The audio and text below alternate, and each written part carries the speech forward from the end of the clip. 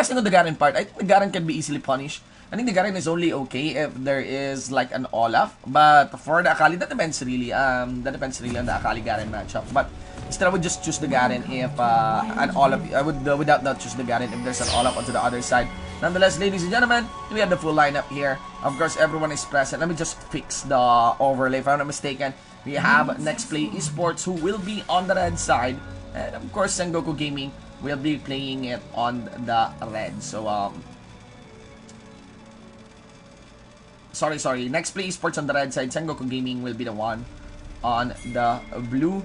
A bit of a rotation here coming in from NXP. They did so curse, and of course they already know that their position have been spotted here by Sengoku. So there we go. We have the full overlay already available. Now for the champion rundown, ladies and gentlemen, onto the blue side would be of Sengoku Gaming from Japan. Curse here on the Garen. We also have a Garen that not gonna be down the first blood. It's just too durable, and I think Garen chose his second skill. Now he got the judgment on. Alright, Slash Moon on the Misfortune ADC. We also have the Orianna here under 30%, actually 25% health. You have Daewoo also on the Lulu support. Wukong will be played on that jungle position. Now for the bottom lane side, we have the Garen. Probably this time, if it's not the first blood against him, this will be the first blood completed by NXP. Lots of damage really from turrets. And by the way, remember that the turret's damage ramp up not on a single target, but rather on itself. So if you are juggling the turret damage, you get the first hit, the second hit, and the third hit. If the third hit continues, it doesn't reset. Whoever receives the next turret damage will receive it higher. Alright, so that's the... No, sorry. And it has been higher for the Lee Sin because there's just more armor for the Braum compared to the Lee Sin earlier. But let's forget about that. Let's go here for the Star Surge down at the bottom lane side. It missed its mark, only connected towards the illusion, and also a ball just left here by this Orianna. Now, Joshi got spotted here maybe by the Wukong. They did converge towards the Wukong. Concussive blow is not completed there by Disaster. Total disaster for that part. That being a stun. Nice for the Wukong. But here we go. Uzi within the range of the Orianna. Where's the ball? Sonic Wave once again towards the Garen. Still, no casualty will be given for the side of Sengoku Gaming. We also have, I think the Akali, no, yeah, we have the Akali just staying into the top lane side. Slash Moon did try to respond, but there is that, okay? So, for the side of NXP on the right side, you got Uzi here for the Jean, Joshi on the Lee Sin jungle, Disaster for the support, Braum, Arisen on the Baron lane, Akali, and Chule for that Aurelion Sol mid lane. Now, it's still anybody's game at this point. You may see some rotations coming in from both of these two teams. You can actually account for their summoner spells as well. But the overall summoner spells trade is just 2 for 2. So, really no big and visible lead for any of these two teams. Chule here is allowing himself to be guided by the Orianna. I think he's keeping tabs on the cooldown, but it's a very... I see. Because Joshi is within the angle of actually ganking this, and he has a ward here. So he's quite confident that it won't be ganked as Ilins onto that side. He's actually beating the Orianna. Not to mention Chule has the barrier. Chule is the barrier. He does want the Orianna to go towards him. There we go. It's an idea of where the Orianna might be. Celestial Expansion, Star Surge lands in the combo, but the Orianna is very much capable of trading that. Has the shield, and it also has his pokes from the command attack and Dissonance. Chule still continues to go for the pokes with his own Celestial Expansion. So, yeah. We are now 30 seconds before the first Drake of the game spawns into the Drake. That is going to be an Infernal Drake. And like I said, it's still very close. No 3-minute dives, no 3-minute burn of ultimates. All ultimates should be available on both sides. And it's going to be a sight to see as we see members now are already doing their own resets. You're going to be seeing the reset of the Orianna. You get the Lee Sin reset also. Let's see the item spikes here. So we have the Jean rolling with... We have the Jean rolling with Serrated Dirk plus Caulfield's Warhammer. The Lee Sin has a BF Sword plus... Okay. Chainmail really is rushing the Guardian Angel. This is totally understandable because this is the running playstyle of Joshi. Just that this is totally understandable also that you cannot really buy the Guardian Angel very early, even at the 4-minute mark. Because it became expensive. The recipe became expensive actually for the Guardian Angel. Not to mention there are also a slight nerf on its inherent stats. But let us see. Infernal Drake again. Members here of Team Sengoku will be in the position, but of course there is the reset for that Infernal Drake. They're maintaining the position near that Braum, and Glacial Fissure is landed mainly towards the Lulu. The main target is actually the Lulu. Arisen cleans up the Lulu, and it's not really the AoE that the Braum wants to target, but the crucial targets, the crucial members here against the members of Sengoku. It's a quadra kill secured by Arisen on that Akali. NXP in an instant takes control of the steering wheel for this game. What the hell is that? Oh my god. Alright, we have the Wukong here, now present for the game. Ladies and gentlemen, Arisen needs to run as well. And yeah, quick shutdown on the guy that has the quadra kill. What spike did Arisen get?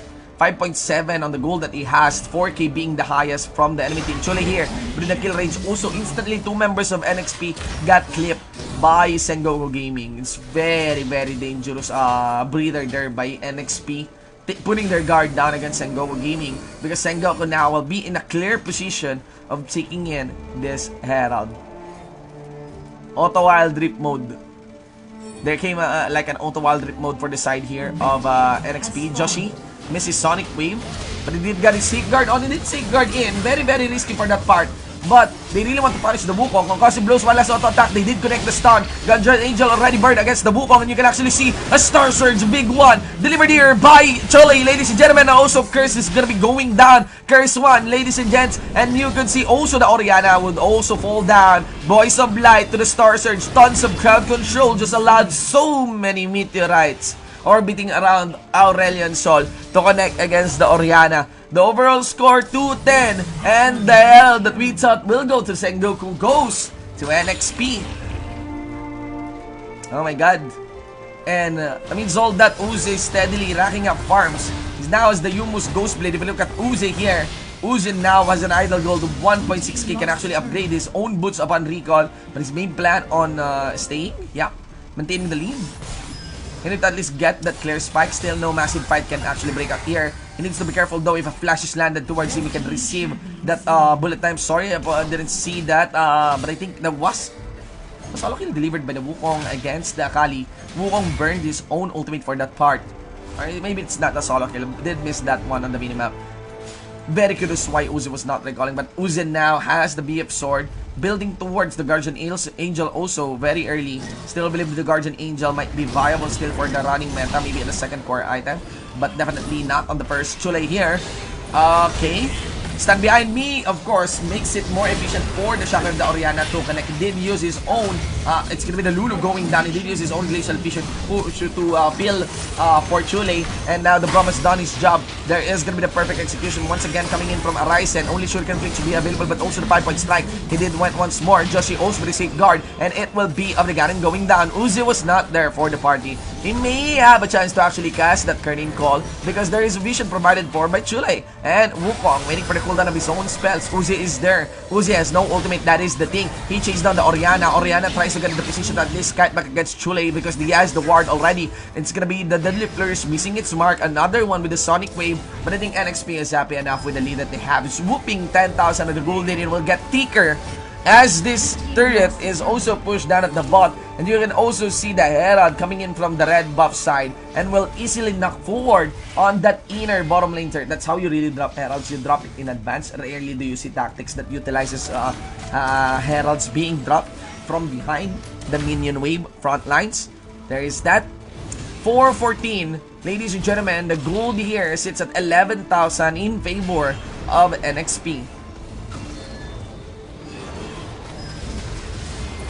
Alright, steadily moving in. We have the Wukong once again. Aurelion Sol needs to fall back. The Judgment will be there.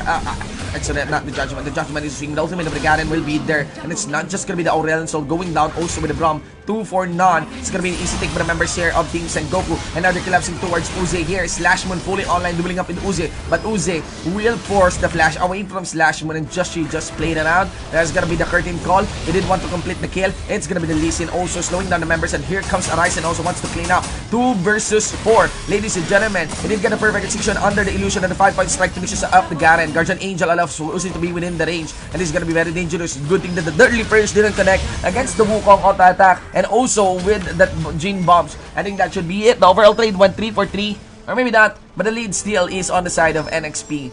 It got offset by a bit. From 11k, it went 10,000. Chule arrives also with the Star Surge, but here is the big deal breaker objective that is available on the map as we enter the 10-minute mark, and that would be of the Mountain Drake, my friends. So the lead now of Arise sits with a death cap, plus of course that anti-heal item. You also have the Orianna only on his way into the second core item. 4 deaths on the Orianna here, 4 deaths against the Lulu. The one who's really safe right now would be of the Wukong. But the Wukong's Guardian Angel is not there, so vulnerable compared to Josh's Lee Sin. Still has the Safeguard, still has the Resonate, still has the Kick. Not to mention Uzi is also there. Very curious about Slashmoon. Does he have his Guardian Angel? Yep, not gonna be available compared to Uzi. So Uzi can do the trade from a safe distance against the Misfortune. Alright. Still, that's the same gold lead. 10k, ladies and gentlemen. But I think that would be it for this Garen. Happy with that. They did burn the flash against the Garen. Should be enough. Safeguard away being done right after the Sonic Wave from the Wukong. It's always good to really tempest the Wukong, and I think the Sonic Wave also provides vision on anyone who goes in B right after the Sonic Wave. Not so sure, but I think so. Yeah.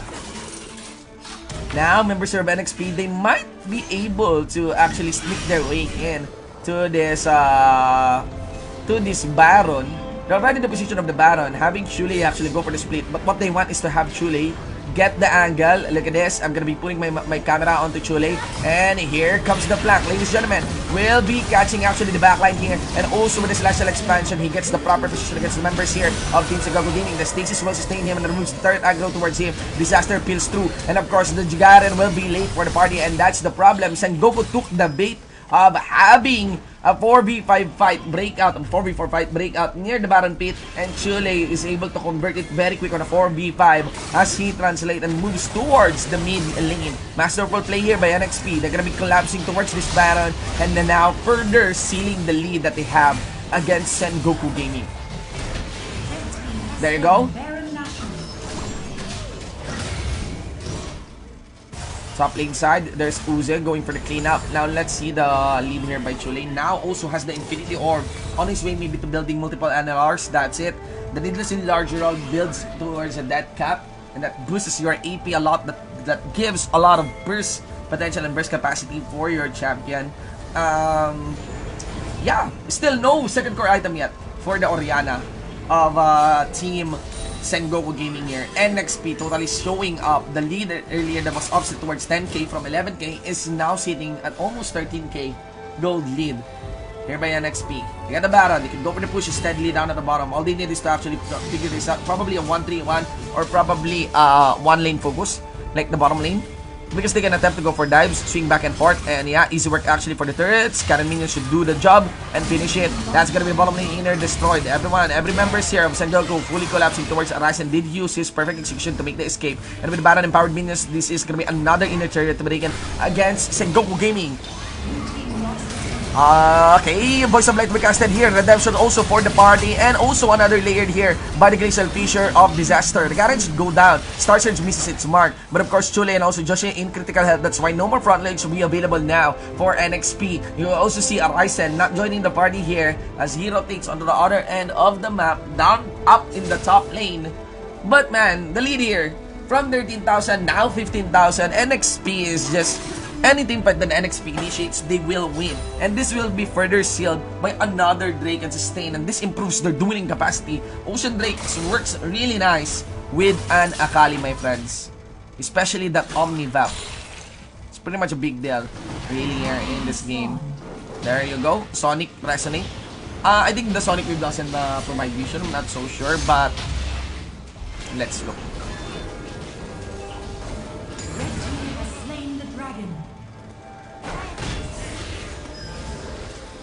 Yeah. It does rebuild them. It does rebuild them. Sonic Link does rebuild them. Alright, so our first point was right for the part. Let's see here, concussive blows. Second stack onto the Wukong. I think the Wukong is not being a clear target here, but again, another burst down delivered against the Lulu, ladies and gentlemen. Let's see here as another victim post pile 3 against inside of NXP here. And it will be of Slash Moon going down. Here comes the Ryzen, goes for the clear 5-point strike once again into the front line. It's gonna be Uzi. The perfect execution chases down the members here of Sengoku. And you can actually see Uzi already inside the base of Sengoku Gaming. Another flash because they know that's it. They can easily burn and throw away all their spells or their skills, especially with the death timers available here for Sengoku Gaming. In English, they just got one. They still want to win. Nakaisa lang, gusto pa manalo. The series 1-1.